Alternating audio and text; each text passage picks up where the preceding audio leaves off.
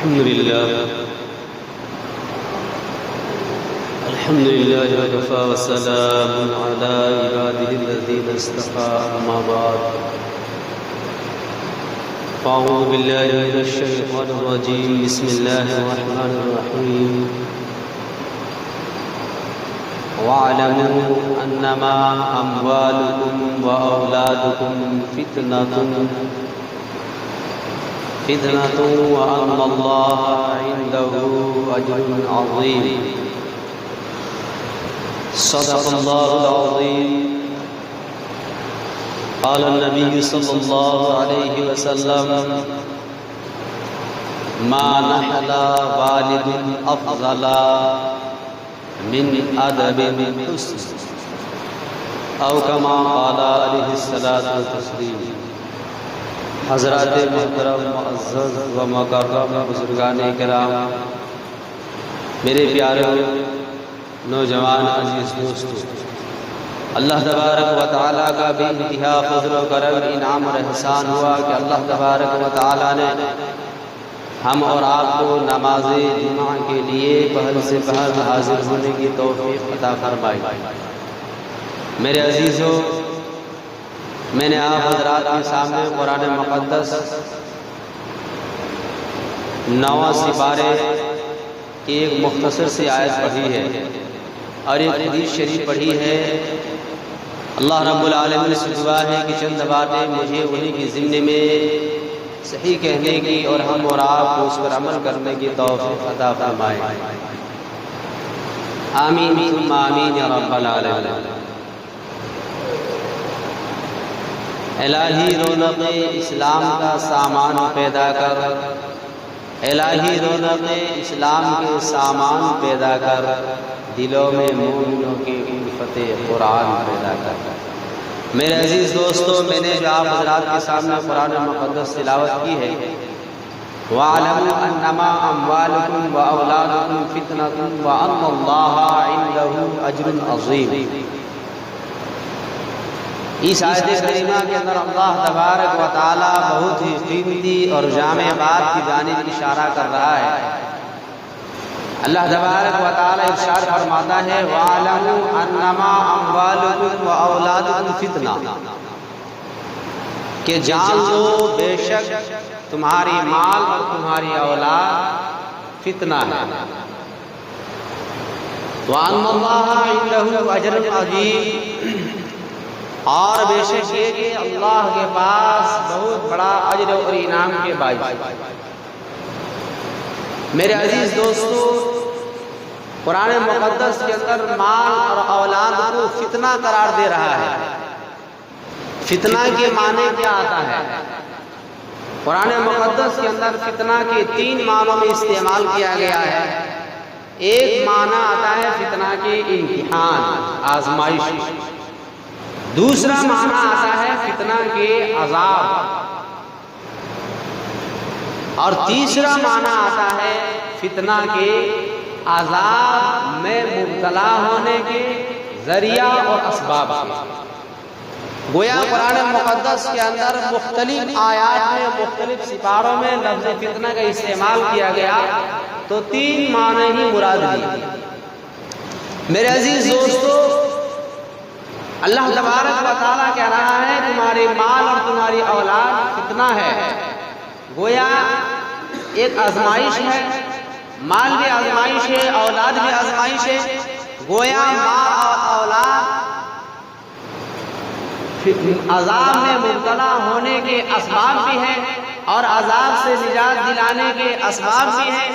اسی طرح سے اسی مال اور اولاد سے انسان عذاب میں مبتلا بھی ہو جاتا ہے۔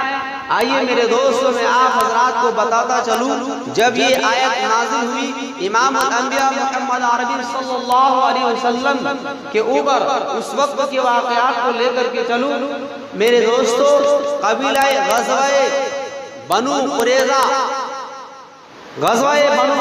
کا واقعہ حضرت لبابہ رضی اللہ تعالی عنہ دیگر صحابی رسول اور حضور پاک صلی اللہ علیہ وسلم غزوہ بنو قریظہ کا محاصرہ مسلسل 21 روز تک کیا۔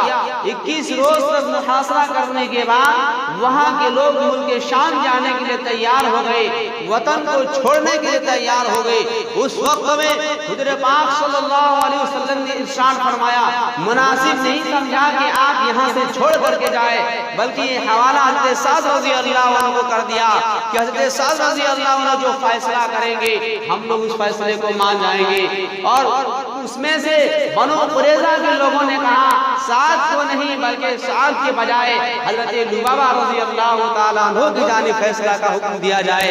حضرت لبابہ رضی اللہ عنہ جو فیصلہ کریں گے ہم اس فیصلے پر تیار ہو جائیں گے۔ میرے عزیز دوستو، جب اس حضرت لبابہ رضی اللہ عنہ کی جانب فیصلے کا حکم ہوتا ہے، کیونکہ وہاں کے لوگ جانتے تھے کہ یہاں حضرت لبابہ رضی اللہ عنہ کے جائیداد بھی ہے، یہاں پر حضرت لبابہ رضی اللہ عنہ کے اہل و عیال اور آل اور اولاد بھی ہے، لہذا حضرت ابو عبیدہ لبابہ رضی اللہ عنہ اہل و عیال اور اولاد اور جائیداد کو دیکھتے ہوئے رعایت رکھتے ہوئے فیصلہ کریں گے۔ حالانکہ یہ فیصلہ امام الانبیاء محمد عربی صلی اللہ علیہ وسلم کے خلاف تھا، الغرض یہ حضرت لبابہ رضی اللہ عنہ نے یہ فیصلہ کر دیا، فیصلہ نامناسب تھا۔ بہرحال میرے عزیز دوستو، فیصلہ کو تسلیم کر لیا گیا۔ ابو لبابہ رضی اللہ تعالیٰ عنہ فوراً مسجد میں تشریف لائے اور وضو کیے، اور وضو کرنے کے بعد 2 رکعت نمازیں پڑھی اور اپنے ہاتھ اور پاؤں کو مسجد کے پیلر اور کھمبے سے بنوا دیا اور رونے لگا اور روتا رہا اور توبہ استغفار کرتا رہا۔ کہا رب العالمین، میرے اہل و عیال کی محبت کی وجہ سے، مال اور جائیداد کی محبت کی وجہ سے مجھ سے فیصلہ غلط ہو گیا۔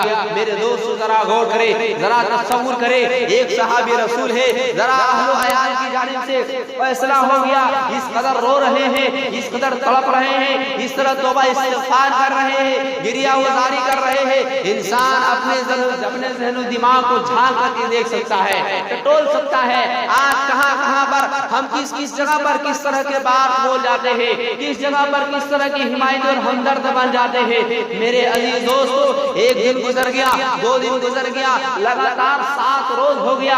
امام الانبیاء محمد عربی صلی اللہ علیہ وسلم کو اطلاع ملی، آقا دو جہاں تاجدار مدینہ محمد عربی صلی اللہ علیہ وسلم تشریف لائے اور دیکھا حضرت لبابہ رضی اللہ عنہ کے ہاتھ پاؤں پیلر پر بندھے ہوئے ہیں اور رو رہے ہیں، توبہ استغفار کر رہے ہیں۔ امام الانبیاء محمد عربی صلی اللہ علیہ وسلم نے پوچھا، اے لبابہ آخر کیوں رو رہے ہو؟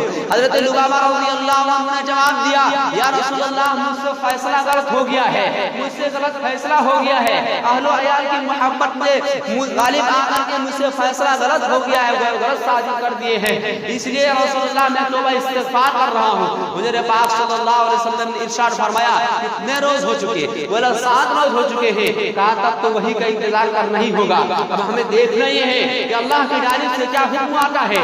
اس وقت اللہ تبارک و تعالیٰ نے ہمارے اور آپ کے نبی امام الانبیاء محمد عربی صلی اللہ علیہ وسلم پر یہ آیت نازل فرمائی، وَاعْلَمُوا أَنَّمَا أَمْوَالُكُمْ وَأَوْلَادُكُمْ فِتْنَةٌ وَاعْلَمُوا أَنَّمَا أَمْوَالُكُمْ وَأَوْلَادُكُمْ فِتْنَةٌ وَأَنَّ اللَّهَ عِندَهُ أَجْرٌ عَظِيمٌ۔ میرے عزیز اجر عظیم، میرے عزیز دوستو، جب اس آیت کو نازل فرمائی اور اسی آیت کے اندر بتلایا کہ دیکھو تمہاری مال اور اولاد فتنہ ہے۔ یقیناً لبابہ رضی اللہ عنہ نے جو غلط فیصلہ کر دیے تھے، رویا، توبہ استغفار کیا، اللہ نے معاف کر دیا، لیکن غلط فیصلہ کی اگر ہوا تو کس وجہ سے ہوا؟ وہ اولاد اور اہل و عیال کی محبت کی وجہ سے۔ میرے عزیز دوستو، ایک تو ہوتا ہے تعلیم، اولاد کے لیے تعلیم، اور دوسری ہوتے ہیں تربیت۔ تعلیم 2 قسم کا ہوتا ہے، ایک تعلیم دینی تعلیم، دوسری تعلیم دنیاوی تعلیم۔ میرے عزیز دوستو، تعلیم دینی ہو یا دنیاوی، ہر تعلیم بچوں کے لیے نفع بخش ہوتا ہے، ہر تعلیم انسان کامیاب ہوتا ہے، اور اسی طرح سے تعلیم کے ساتھ ساتھ تربیت بہت ضروری ہے، اور تربیت کی بھی 2 قسمیں ہیں، ایک ظاہری تربیت اور ایک باطنی تربیت۔ تعلیم آپ نے دے دیا لیکن آپ نے تربیت نہیں دی، آپ کا بچہ اتنا کامیاب نہیں ہو سکتا جتنا کامیاب ہونا چاہیے، اس منزل تک نہیں پہنچ سکتا جس منزل تک پہنچنا چاہیے۔ میرے عزیز دوستو، آج ہم تعلیم سے کتنا دور ہے. آج ہمارا بچہ قرآن مقدس کی تلاوت نہیں, ہمارے گھروں میں قرآن کریم کی تلاوت نہیں ہو رہی ہے. آج ہمارے اولاد کے ساتھ ہمارے پاس کوئی وقت نہیں ہے, ہم اپنے بچوں کے ساتھ تربیت نہیں دے پا رہے ہیں. تعلیم اسی طرح رگڑ گھسڑ کر کے مسجد مدرسہ یا اسکول میں پڑھ کر لیتے ہیں, لیکن اس کی تربیت نہیں مل پاتی, کیونکہ ماں باپ نے اپنی اولاد پر غور کرنا چھوڑ دیا, اپنی اولاد کے لیے مستقبل کے لیے سوچنا اور غور فکر کرنا چھوڑ دیا. میرے عزیز دوستو, تربیت بھی بہت ضروری ہے. تعلیم کے ساتھ ساتھ تربیت کیا ہے؟ تربیت دو قسم کا ہے, ایک ظاہری تربیت, ایک باطنی تربیت. ظاہری تربیت یہ ہے آپ کو ان چیزوں پر خیال رکھنا ہوگا. میرا بیٹا صبح کو کس وقت اٹھتا ہے, میرا بیٹا صبح کو کس ٹائم مدرسہ یا مسجد جاتا ہے, اس کے بعد میرا بیٹا کس وقت اسکول جاتا ہے, اسکول سے کب چھٹی ہوتی ہے تب میرے گھر میں کس وقت آتا ہے, میرا بیٹا یا میری اولاد کس وقت نہاتے ہیں, یا اسی طرح سے میرا بیٹا کہاں گھومنے جاتا ہے, میرے اولاد کہاں گھومنے جا رہے ہیں, کس وقت آتے ہیں, مغرب کے بعد میرا بچہ کہاں رہتا ہے, عشاء کے بعد میرا بچہ کتنا دیر میں سوتا ہے اور نہیں سوتا ہے, کیا کرتا ہے, فجر میں کس وقت اٹھتا ہے. میرے عزیز دوستو, ان ساری چیزوں کا اگر آج لوگوں نے, آج مسلمانوں نے ان پر غور کرنا چھوڑ دیا, ان پر تربیت دینی چھوڑ دی, اسکول میں ہوم ورک دے دیا, کام نہیں کرتے, اسٹاف لوگ ڈانٹتے ہیں, پتا چلا کہ ماں باپ اس پر دھیان نہیں دیتے. کیا کسی ماں باپ نے کبھی سوچا؟ ہم نے دیکھا ایک بنیا ہے, ایک بنیا ہے پرچونے کا دکان کھول رکھا ہے, اور دیکھیے جہاں پر وزن کر کے سودا دے رہا ہے وہیں پر اتنا سی جگہ ہے, 5 سال 6 سال کا بچہ ہے وہیں بٹھا رکھا ہے اور وہاں سودا بھی توڑ رہا ہے. اثر کے بعد بچوں کو وہاں کام دے رہا ہے, اپنا بیٹا کو بٹھا رکھا ہے اور کام کروا رہا ہے. جو اسکول سے پڑھ کے آیا وہ سنا رہا ہے, بنیا ادھر سامان بھی دے رہا ہے, بچہ وہاں پڑھ رہا ہے. بتائیے اس بنیا کی اولاد کامیاب ہوں گے یا میری اولاد کی اولاد جو گلیوں میں گھومتا رہتا ہے, ادھر ادھر گھومتا ہے, کیا پڑھا نہیں پڑھا کوئی معلوم نہیں ہے. کوئی ماں باپ جنہوں نے اپنی اولاد سے پوچھا ہو 7 سال آپ نے اسکول میں کیا پڑھا ہے, 7 کلاس پہنچ گیا کیا سیکھا ہے, نہیں معلوم ہے. 5 سال سے مدرسے میں کیا پڑھا ہے, مسجد میں کیا پڑھا ہے, کسی کو کوئی غور فکر نہیں ہے. میرے عزیز دوستو, یاد رکھنا اس تربیت کا نقصان آپ کو خمیزہ بھگتنا پڑے گا, کل قیامت کے دن آپ کو جواب دینا ہوگا. میرے عزیز دوستو, حضور پاک صلی اللہ علیہ وسلم ارشاد فرماتے ہیں, بخاری شریف کی حدیث ہے, بخاری شریف کی حدیث ہے, ما نحلا افضلا ما نحلا افضلا ادب من ادب حسن. حضور پاک صلی اللہ علیہ وسلم ارشاد فرماتے ہیں, ما نحلا والد افضلا من ادب حسن, رواہ البخاری. حضور پاک صلی اللہ علیہ وسلم ارشاد فرماتے ہیں کہ کوئی ماں باپ اپنی اولاد کو ادب سکھائے, کوئی ماں باپ اپنی اولاد کو تہذیب سکھائے, کوئی ماں باپ اپنے بچوں کو معاشرہ اور سماج شریعت اسلام کے دائرے میں ڈھالے. حضور پاک صلی اللہ علیہ وسلم ارشاد فرماتے ہیں, اس سے بڑا عطیہ کسی ماں باپ نے اپنی اولاد کو نہیں دیا, اس سے بڑا تحفہ کسی ماں باپ نے اپنی اولاد کو نہیں دیا.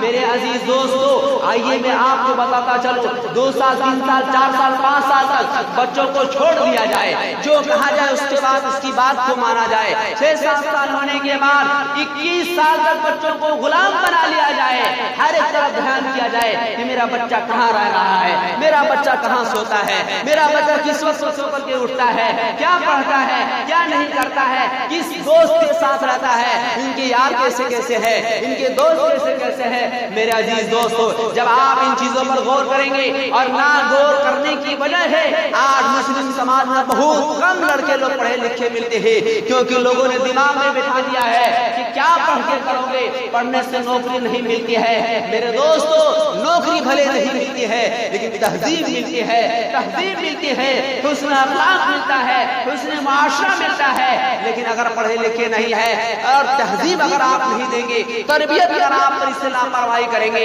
اس کا جواب آپ کو دینا ہوگا, آپ کو دینا ہوگا. آج بہت سے ماں باپ یہ سوچ لیتے ہیں میرے اولاد کے لیے کسی طرح سے جائیداد جمع ہو جائے, پیسہ جمع ہو جائے. میرے عزیز دوستو, پیسہ جمع کرنا قابل فخر نہیں ہے, بلکہ حضور پاک صلی صلی اللہ علیہ وسلم کے ارشادات کے مطابق اس کو اچھا ادب سکھانا، اچھا تہذیب دینا، یہ قابل مبارکباد ہے میرے عزیز دوستو۔ آئیے میں آپ کو بتاتا چلوں ایک واقعہ حضرت عبدالحق محقق دہلوی رحمۃ اللہ علیہ کے بارے میں آتا ہے، جس کو عاشق مدینہ کہا جاتا ہے۔ مدینے سے بہت زیادہ محبت ہے۔ مدینہ طیبہ حج کے لیے تشریف لے گئے۔ حج کے دوران جب حج کے تشریف لے گئے، رات میں انہوں نے دعا کی، رب العالمین مجھے مدینہ طیبہ میں مدفون لوگوں میں سے کسی کی روح سے مجھے خواب میں دیدار کرا دیا جائے، خواب میں ملاقات کرا دی جائے۔ الغرض یہ عبدالحق محقق دہلوی رحمۃ اللہ علیہ جب یہ دعا کرتے ہیں، سو جاتے ہیں، خواب میں دیکھتے ہیں ایک شخص آتا ہے، ایک شخص ایک حاجی آتا ہے اور آنے کے بعد کہتا ہے، اے عبدالحق محقق دہلوی رحمۃ اللہ علیہ سنو سنو، میں تو حج کے درمیان میں حج کرنے کے لیے آیا تھا اور میرے انتقال ہو گیا، مجھے جنت البقیع قبرستان میں دفن کیا گیا تھا، لیکن مجھے وہاں سے نکال دیا گیا ہے، حدود حرم سے باہر پھینک دیا گیا ہے اور مجھ پر عذاب ہو رہا ہے۔ جانتے ہو کیوں مجھے عذاب دیا جا رہا ہے؟ جبکہ ایک حاجی کے بارے میں آتا ہے جو حج کرنے کے لیے جا رہے ہیں، امام الانبیاء محمد عربی صلی اللہ علیہ وسلم ارشاد فرماتے ہیں، حاجی حج کرنے کے لیے جا رہے ہیں، راستے میں انتقال ہو گیا، قیامت تک اس کے جانب سے ایک فرشتہ حج کرتا رہے گا۔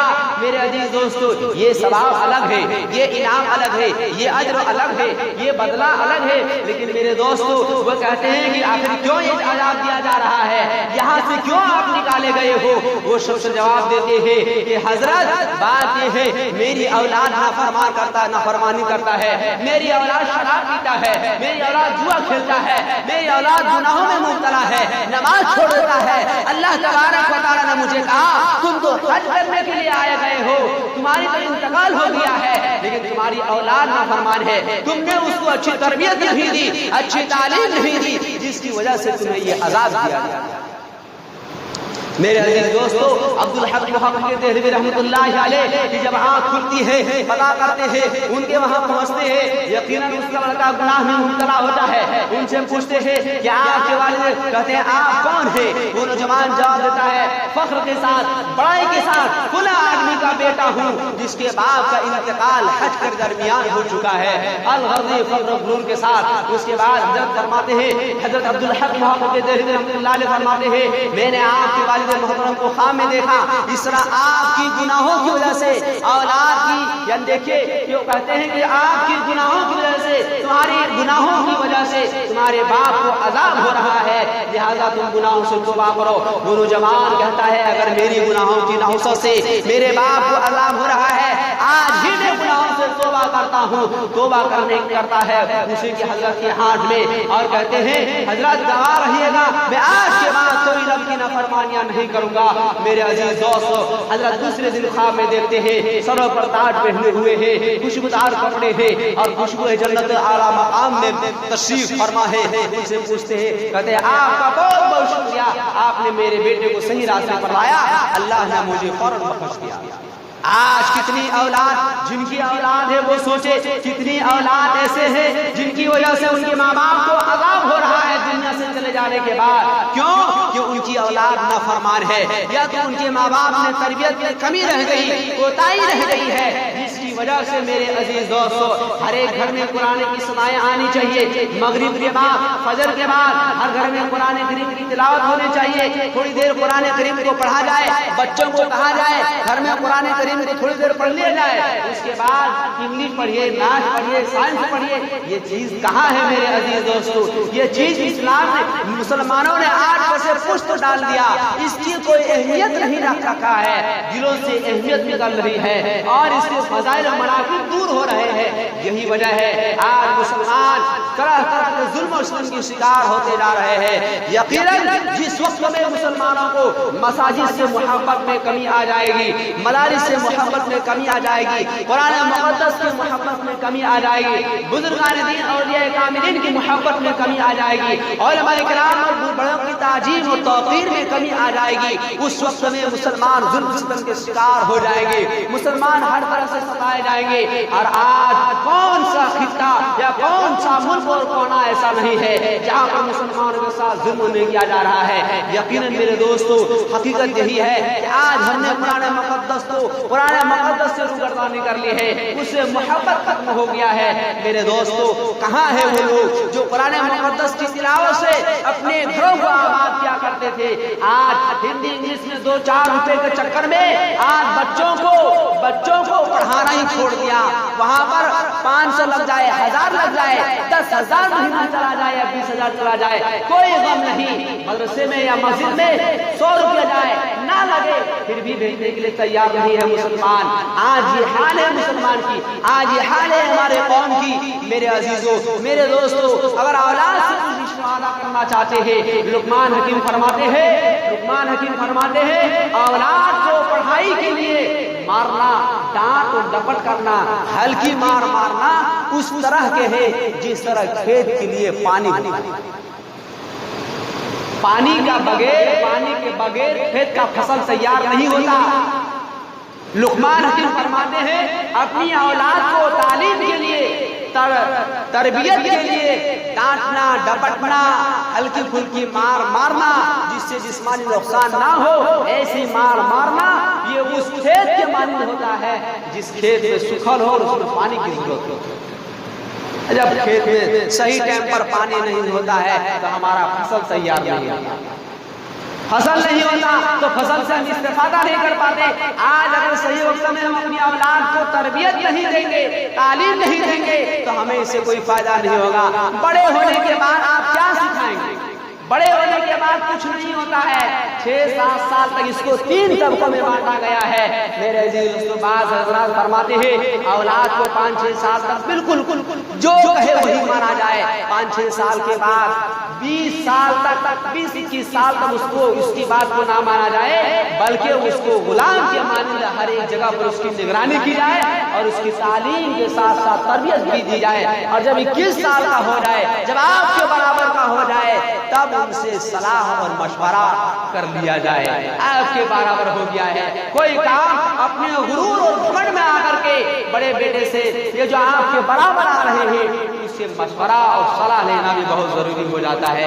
الغرض میرے عزیز دوستو, میں عرض کر رہا تھا قرآن مقدس کا اعلان ہے وَاعْلَمُوا أَنَّمَا أَمْوَالُكُمْ وَأَوْلَادُكُمْ فِتْنَةٌ, اور فتنہ کے 3 معنی میں نے بتائے تھے. یقیناً اللہ تبارک و تعالی ارشاد فرماتا ہے کہ جان لو یہ مال اور اولاد تمہارے لیے فتنہ ہے. اور اگر صحیح آپ نے استعمال کیا, صحیح تعلیم دیے, صحیح تربیت دیے تو آپ کے لیے فتنہ نہیں ہوگا. وَأَنَّ اللَّهَ عِنْدَهُ أَجْرٌ عَظِيمٌ, اگر آپ صحیح تعلیم اور تربیت دیں گے تو اللہ کے پاس اجر عظیم اور نجات کا ذریعہ بنے گا. بہت سے ایسے واقعات ہیں, بہت سے ایسے تاریخی کتابوں میں واقعات موجود ہیں کہ ایک اولاد کی برکت سے ماں باپ کو کیا کیا انعام مل جاتا ہے. لیکن اگر تربیت غلط ہے, تربیت نہیں ہے اور تعلیم نہیں ہے تو میرے عزیز دوستو, میں عرض کر رہا تھا کہ تعلیم کے ساتھ ساتھ تربیت بھی بہت ضروری ہے. تعلیم پر بھی غور کرنی چاہیے. کس وقت کہاں کا تعلیم شروع ہوتا ہے, کس وقت کہاں کا تعلیم ختم ہوتا ہے, کس وقت میرے بچے کہاں رہتے ہیں, ان چیزوں کی نگرانی بہت ضروری ہے. نگرانی نہیں کیجیے گا تو بڑے ہونے کے بعد یہی اولاد آپ کی جگہ جگہ ذلت اور خار کا سامنا کرائے گا. میرے عزیز دوستو, یقیناً قرآن سے محبت ہوگی اور دیگر دنیاوی تعلیمات سے محبت ہوگی, اولاد سے محبت ہوگی. محبت کے معنی یہ نہیں آتا ہے کہ اس کو چھوڑ دیا جائے. محبت کے معنی یہ نہیں ہے کہ اس کی نگرانی کیا جائے. بہرحال آج تو ہم قرآن مقدس سے دور ہے, اس کی وجہ سے آج ہم اللہ کی رحمت سے دور ہیں. کسی شاعر نے کہا ہے قرآن کی تلاوت, قرآن کی تلاوت جو شخص بھی کرے گا, قرآن کی تلاوت, قرآن کی تلاوت,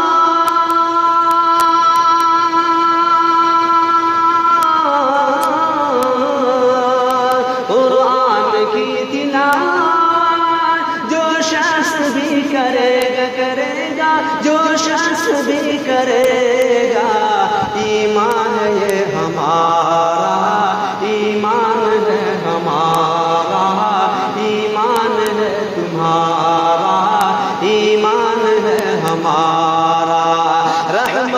گھر بھرے گا، ایمان ہے تمہارا، رحمت سے گھر بھرے گا، ایمان ہے ہمارا۔ بہرحال اللہ تبارک و تعالیٰ سے دعا کرے سبھی حضرات کہ ہم اپنے بچوں کو تعلیم پر بھی غور کریں اور تربیت پر بھی غور کریں۔ اللہ تبارک و تعالیٰ سے دعا میں سب کو عمل کی توفیق عطا فرمائے۔